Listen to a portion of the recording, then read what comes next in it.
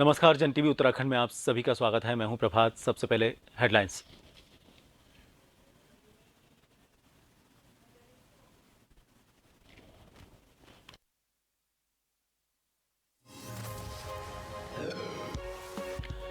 Uttarakhand CM Pushkar Dhami आज सचिवालय में लेंगे समीक्षा बैठक। विभागों द्वारा तैयार अल्प, मध्य और दीर्घकालिक रोड मैप को लेकर होगी चर्चा।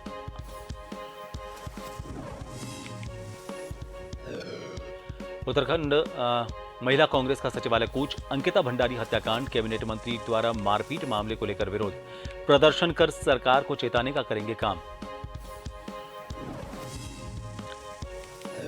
उत्तराखंड के रामनगर में रोडवेज बस से टकराया छोटा वाहन। बस चालक की मौत, घायलों को अस्पताल में उपचार के लिए करवाया भर्ती।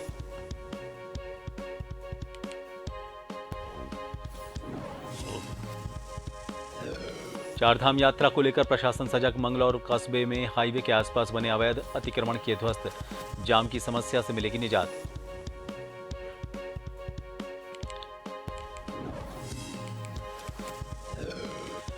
और बद्रीनाथ में मौसम हुआ सुहाना। नारायण धाम में यात्रियों की रौनक, जयकारों की गूंज। पिछले दिनों हुई बारिश और हिमपात से सुबह शाम हल्की ठंड।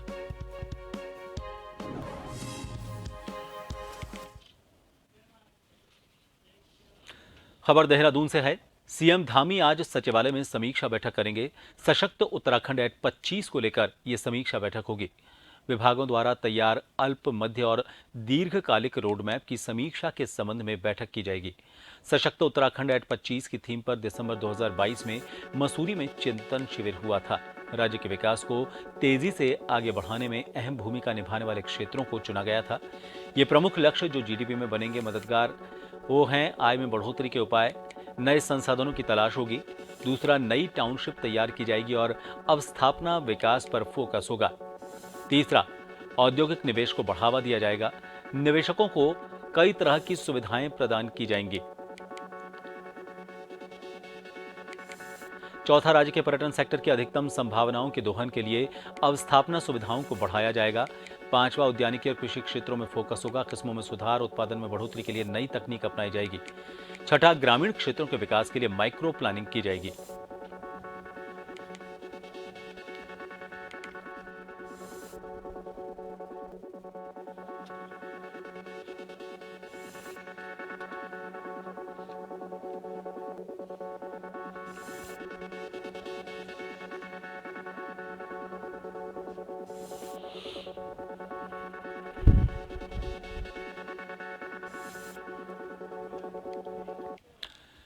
उत्तराखंड के देहरादून से ब्यूरो चीफ एसएन पंजी इस वक्त हमारे साथ फोनलाइन पर जुड़ गए हैं। पंत साहब, दिसंबर पिछले साल की अगर बात करें तो तब से ही इसको लेकर गहनता से मंथन शुरू हो गया था। उस वक्त चिंतन शिविर भी हुआ था। आज समीक्षा बैठक होने वाली है। टारगेट रखा गया है और तीन तरह से इसको कैटेगराइज किया गया है।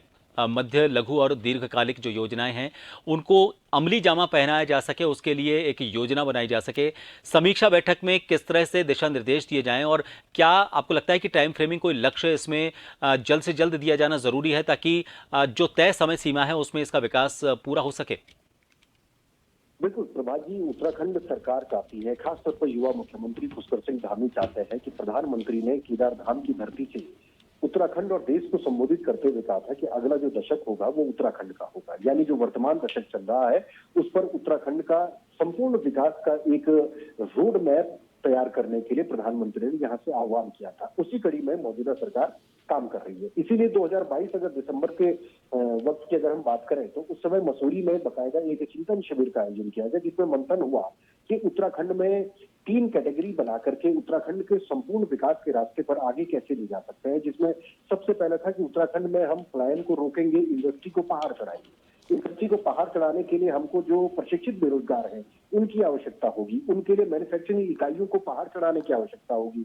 अगर पहाड़ पे चढ़ाना है तो जाहिर सी बात है वहां पर आपको ड्रेनेज सिस्टम ठीक करना पड़ेगा, रोड का जो ट्रांसपोर्टेशन है वो ठीक करना पड़ेगा, वहां पर अच्छे स्कूल देने पड़ेंगे, वहां पर अच्छे कॉलेजेस के साथ साथ अच्छा बाजार उपलब्ध कराना पड़ेगा, ताकि अगर इंडस्ट्री वहां चलेगी और इंडस्ट्री में काम करने वाले लोग वहां पर अपने परिवार के साथ अगर रहते हैं या कार्य करते हैं तो जाहिर सी बात है उन्हें वो माकूल व्यवस्थाएं चाहिए जो उनको देहरादून, हरिद्वार और उधम सिंह नगर में मिलती है। तो पहला कारण तो इस पर मंथन किया गया।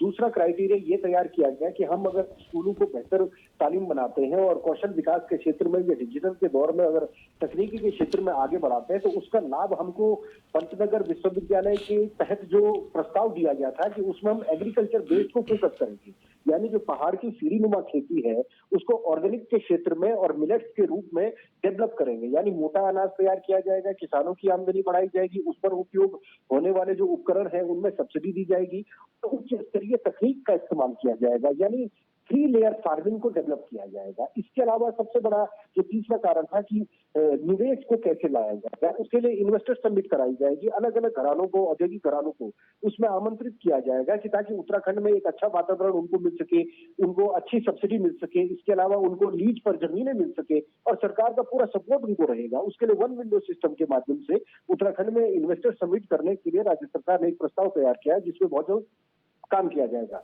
इन्हीं तीनों बातों को लेकर के आज मुख्यमंत्री तमाम विभागीय अधिकारियों के साथ आज मुख्य सचिव की अगुवाई में एक महत्वपूर्ण समीक्षा बैठक करने जा रहे हैं, जिस बैठक में इन तमाम बिंदुओं पर चर्चा की जाएगी और कब तक किसका टाइम फ्रेम, जैसा आपने कहा कि टाइम फ्रेम तय किया जा सकता है, तो कई चीजों में टाइम फ्रेम तय किया जाएगा। जैसे क्योंकि जो अगर उत्तराखंड में आप देखेंगे किसानी के क्षेत्र में, बागवानी के क्षेत्र में, औद्यानिकी के क्षेत्र में, तो अब तक कृषि विभाग ने या हॉर्टिकल्चर ने क्या कुछ तकनीक को ईजाद किया है। पंतनगर एग्रीकल्चर जो विश्वविद्यालय है उसके जरिए जो समय समय पर प्रशिक्षण कार्यक्रम चलाए जाते हैं उनका लाभ के ग्राउंड में मिला है, और अगर मिला है तो किसानों को उसका लाभ किस रूप में मिल पा रहा है, उस पर फोकस होगा। तमाम अधिकारी अपना पक्ष रखेंगे, मुख्यमंत्री फीडबैक लेंगे, तो इसका सीधा मतलब है कि उत्तराखंड को 2025 तक सशक्त बनाना है। इस पर गंभीरता के साथ चर्चा होगी। बहुत बहुत शुक्रिया बंसा हमसे जुड़ने के लिए। तो बहुत सी संभावनाएं हैं उत्तराखंड में, उन सभी संभावनाओं को ध्यान में रखते हुए बहुआयामी विकास कैसे उत्तराखंड को दिया जा सके, इसको लेकर यह समीक्षा बैठक होने वाली है।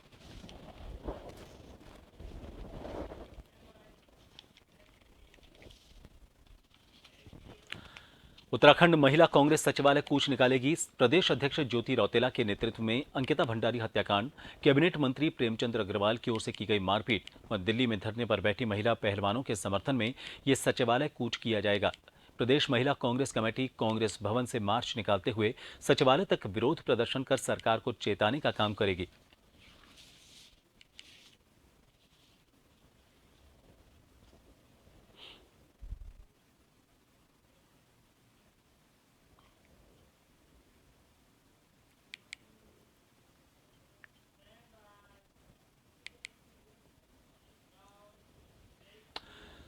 तो उत्तराखंड महिला कांग्रेस का आज ये सचिवालय कूच का कार्यक्रम है। उत्तराखंड महिला कांग्रेस की प्रदेश अध्यक्ष ज्योति रौतेला के नेतृत्व में ये सचिवालय कूच होगा। आपको बता दें, अंकिता भंडारी हत्याकांड के साथ कैबिनेट मंत्री प्रेमचंद अग्रवाल की तरफ से की गई मारपीट का मामला और दिल्ली में जो महिला पहलवान धरने पर बैठी हैं उनको समर्थन देते हुए महिला कांग्रेस ये सचिवालय की तरफ कूच करेगी। प्रदेश महिला कांग्रेस कमेटी कांग्रेस भवन से इसकी शुरुआत करेगी और मार्च निकालते हुए सचिवालय तक विरोध प्रदर्शन करेगी और सरकार को चेताने का काम करेगी। हमारे वरिष्ठ संवाददाता हिमांशु बरमोला इस वक्त देहरादून से फोनलाइन पर बने हुए। हिमांशु, कांग्रेस मुखरता से विरोध कर रही है। हाल ही में जो मामला हुआ है, एक मंत्री ने पिटाई की थी, हालांकि उस मामले में एफआईआर वगैरह काफ़ी दबाव के बाद दर्ज हो पाई हैं। दिल्ली का मामला हो गया। इसके अलावा अगर बात करें उत्तराखंड की, तो यहाँ पर अंकिता भंडारी हत्याकांड जो काफ़ी कुख्यात ही गए, उसको काफ़ी उसकी वजह से चर्चाएं उन दिनों में रही थी। इन मामलों को लेकर महिला जो प्रकोष्ठ है कांग्रेस का उत्तराखंड का, वो काफ़ी मुखर हो गया है। आज क्या कार्यक्रम है उसका, जो कूच किया जा रहा है महिला कांग्रेस कार्यालय से सचिवालय तक?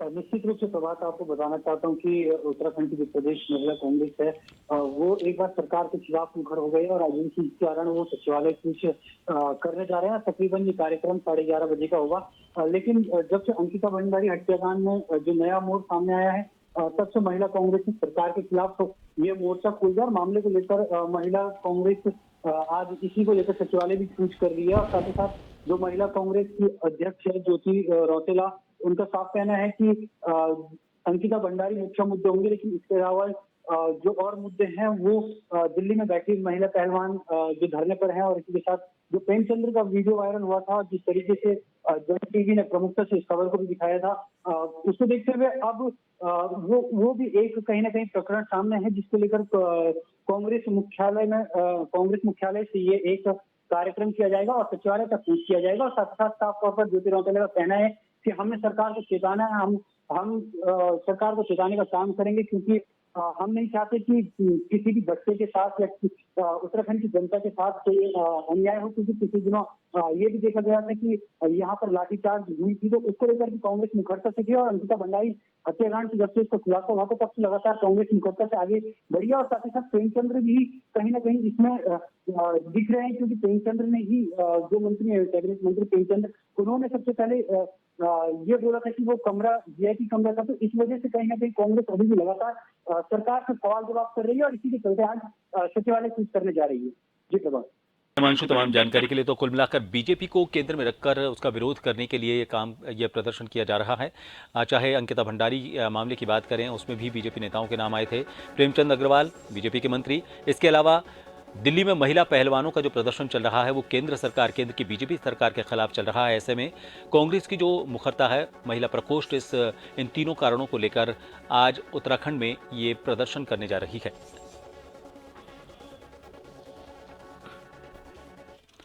उत्तराखंड के रामनगर में रोडवेज बस तेज गति से आ रहे वाहन से टकराकर पलट गई और पुल से नीचे गिर गई। हादसे में बस चालक की मौत हो गई, कई यात्री घायल हुए हैं। मौके पर पहुंची पुलिस ने घायलों को अस्पताल में भर्ती करवाया।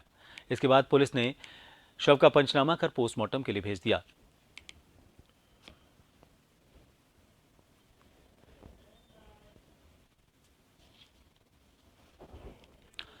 लक्सर में डेरा कलाल गांव के जंगलों और नालों में पुलिस ने सर्चिंग ऑपरेशन चलाते हुए अवैध कच्ची शराब के खिलाफ छापामारी की। इस दौरान पुलिस टीम ने करीब 10,000 लीटर लहन नष्ट किया, साथ ही भारी मात्रा में कच्ची शराब बनाने के उपकरण भी बरामद किए। इसके बाद पुलिस क्षेत्राधिकारी मनोज ठाकुर ने बताया कि शराब माफिया के खिलाफ सख्त कार्रवाई की जाएगी।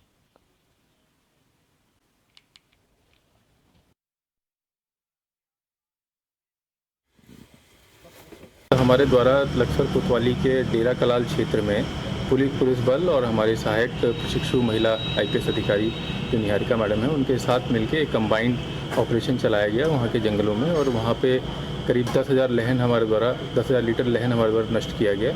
और आगे भी जो है इस पर कार्रवाई करी जाएगी। और साथ ही साथ ये भी निर्देशित किया गया कि जो भी अवैध भट्टियाँ चला रहे हैं उनके खिलाफ सख्त से सख्त कार्रवाई की जाए।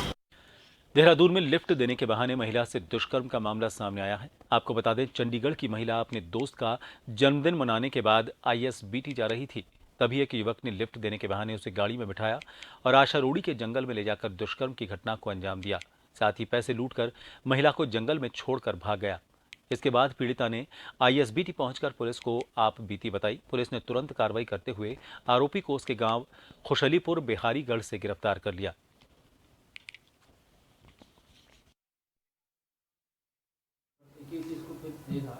लगभग 150 सीसीटीवी फुटेज का खंगालने के बाद फिर अभियुक्त को, सोहेल नाम का अभियुक्त है, ये बिहारीगढ़ में खुशहालीपुर पड़ता है गांव, वहाँ का रहने वाला है। उसको मैं स्विफ्ट डिजायर गाड़ी और जो बैग उसने लूट के ले गया था 500 रुपया और उसमें उस कपड़े थे, वो बरामद कर लिया गया है। छोटे से ब्रेक के लिए रुकेंगे, बने रहिए जन टीवी पर।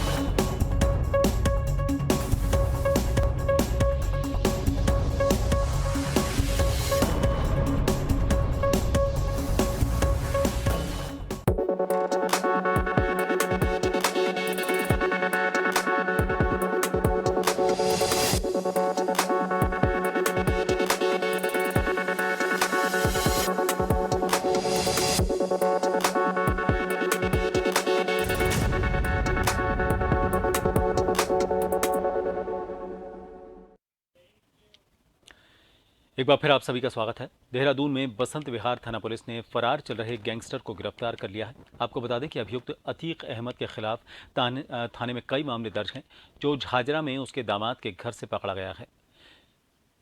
फिलहाल पुलिस ने आरोपी की संपत्तियों की जांच शुरू कर दी है। एसएसपी ने पूरी टीम को 5,000 रुपए का इनाम दिया।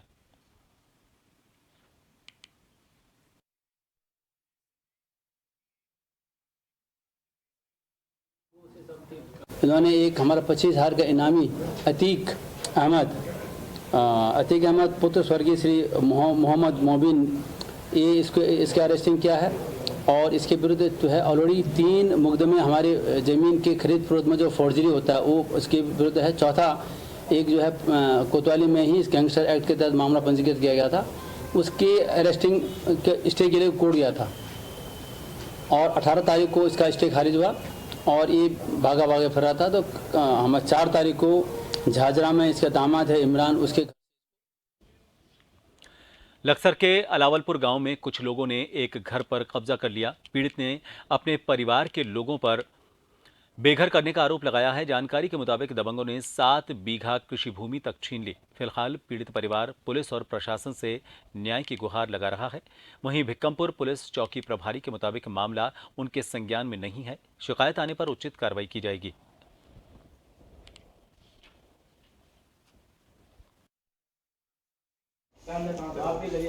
अब हम गरीब आदमी हैं, मेरा आदमी बुजुर्ग है, मेरा एक बच्चा अपंग है, मेरी 7 बीघा जमीन खोसी गई। इससे पहले मेरी 7 बीघा जमीन खोसी गई और हमारे साथ कोई सहारा नहीं है। जो ये परिवार के ही लोग हैं, ये घर भी खोस लिया जहाँ हमारे डंगर बंदे रहते थे और हमारा पहले पुराना कब्जा था, वो इन लोगों ने, परिवार के ही लोगों ने खोस लिया है। जबरदस्ती डंगर बांध दिए गए हैं। मेरे मकान पर दबंग लोगों ने जबरदस्ती 2 तारीख की रात में कब्जा कर लिया। मेरे 2 मकान थे, वहां जबरदस्ती डंगर बांध दी, कूट ढल दी, मशीन गाड़ दी। अच्छा, मैं भिक्कमपुर पुलिस चौकी में गया, वहाँ एक इसकी तहरीर दी लिख इन गुंडों के नाम से, 2 गुंडे हैं, 2-3 इनके नाम से तहरीर दी। चंपावत के टनकपुर से खबर है। यहां पर शारदा खनन क्षेत्र में त्वरित प्रतिक्रिया दल लगातार 4 दिन से वाहनों की रॉयल्टी की जांच कर रहा है।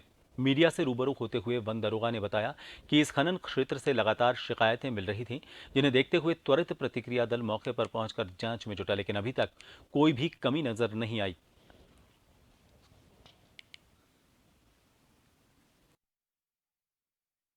पहले अप्रैल से लगातार चेकिंग कर रहे हैं आरबीएम की और ये शारदा खनन क्षेत्र की, और यहाँ पर जो भी हमारे द्वारा जांच कार्य किया जा रहा है तो जांच कार्य में आरबीएम सही पाया जा रहा है।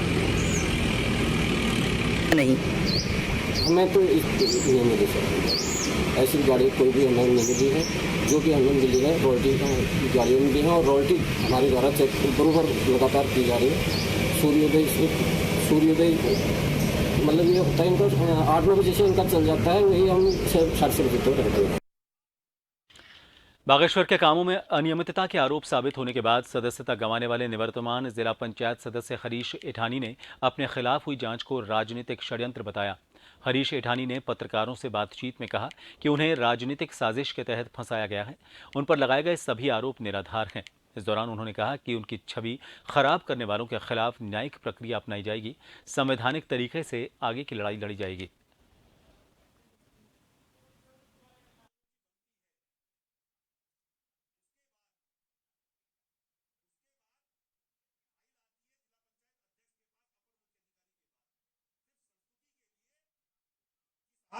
ये जो बातें मैंने जो स्पष्टीकरण न्याय संगत तरीके से कानूनी तौर से दिए थे, चाहे आयुक्त महोदय को थे चाहे सचिव महोदय को थे, मेरी एक भी बात का संज्ञान जो नियमों के तहत मैंने बात रखी थी, तो वो एक पॉलिटिकली मेरे ये राजनीतिक तौर पर कहीं ना कहीं ये लड़ाई विद्वेष भावना से लड़ी गई।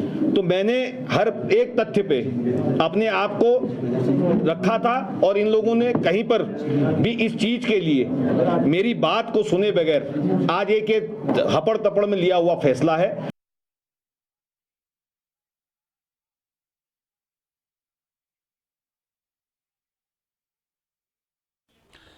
मसूरी में एसडीएम नंदन कुमार ने माल रोड के पुनर्निर्माण के कामों का निरीक्षण किया और अधिकारियों को जरूरी निर्देश दिए।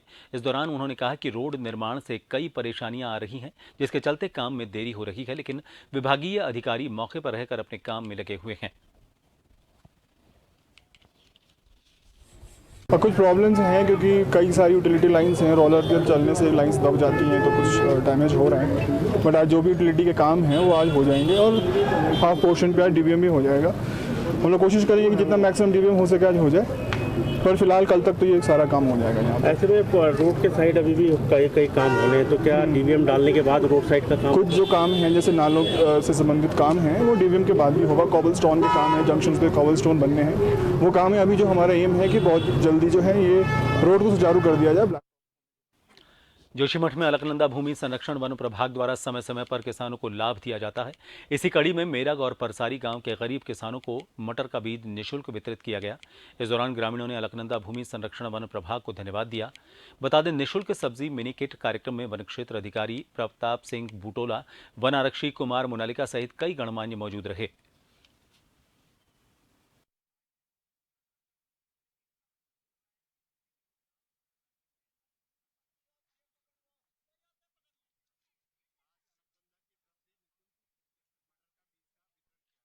उत्तराखंड के बद्रीनाथ धाम में एक बार फिर मौसम सुहाना हो गया, जिसके चलते नारायण धाम में रौनक वापस आ गई। यहां ठंड के बीच तीर्थयात्रियों की आस्था काफी भारी दिखाई दे रही है।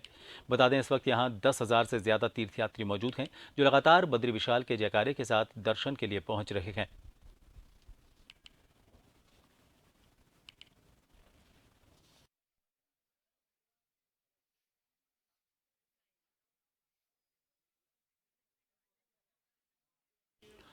चमोली के देवाल के वाण स्थित लाटू धाम के कपाट 6 महीने के लिए खोल दिए गए हैं। यहां हजारों की संख्या में श्रद्धालुओं ने लाटू देवता के दर्शन कर सुख समृद्धि की कामना की।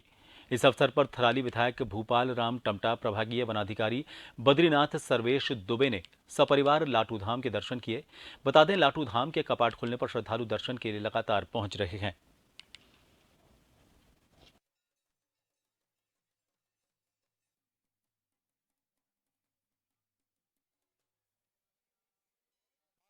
भगवान लाटू देवता के कपाट पूरे विधि विधान से 6 माह के लिए 2:20 पर खोले गए हैं, जिससे कि श्रद्धालु आज अब पूरे 6 माह के लिए दर्शन कर पाएंगे लाटू देवता के। मैं सबसे बड़ी मांग करूंगा, माननीय विधायक जी भी आज आए थे और मैं हमारे जो माननीय महाराज जी से हमने वार्तालाप करी थी और मैं निमंत्रण भी दिया था। कुछ मौसम के कारणों से यहाँ नहीं पहुंच पाए हैं और बहुत सबसे बड़ी समस्या हमारी थराली से वार मोटर मार्ग जो बहुत जर्जर हालत में है। आप लोग भी आए हैं, सबने देखा है, विद्युत रूप से हम बहुत बार शासन प्रशासन में गए हैं और विधायक जी ने भी बड़ी आश्वासन से कहा है कि इस रोड के बारे में जो भी मैं कर रहा हूं शासन के लिए, और मैं चाहूंगा कि जितने श्रद्धालु आते हैं, बहुत बुरी स्थिति हमारे रोड की है। ये आज हमारे जो प्रसिद्ध धाम है लाटू का, आज यहाँ पर विधि विधान से कपाट खुले हैं और हजारों की तादाद में श्रद्धालु यहाँ पर आए हैं। मैं आज भगवान लाटू के चरणों में आया था और मैं भी प्रार्थना कर रहा हूँ इस क्षेत्र की खुशहाली की, यहाँ की सुख। चलते चलते एक बार फिर नजर डालेंगे इस वक्त की हेडलाइंस पर। उत्तराखंड सीएम पुष्कर धामी आज सचिवालय में लेंगे समीक्षा बैठक। विभागों द्वारा तैयार अल्प, मध्य और दीर्घकालिक रोड मैप को लेकर होगी चर्चा।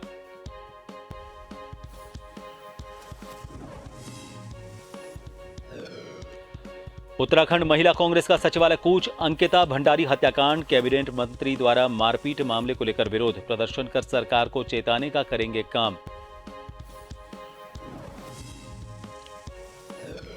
उत्तराखंड के रामनगर में रोडवेज बस से टकराया छोटा वाहन, बस चालक की मौत, घायलों को अस्पताल में उपचार के लिए कराया भर्ती।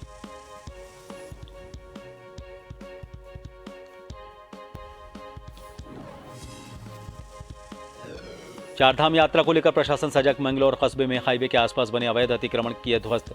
जाम की समस्या से मिलेगी निजात।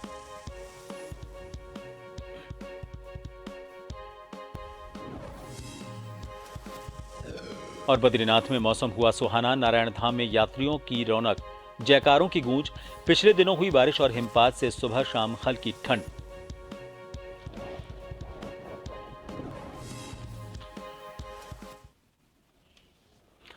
जन उत्तराखंड में फिलहाल के लिए इतना ही। नमस्कार।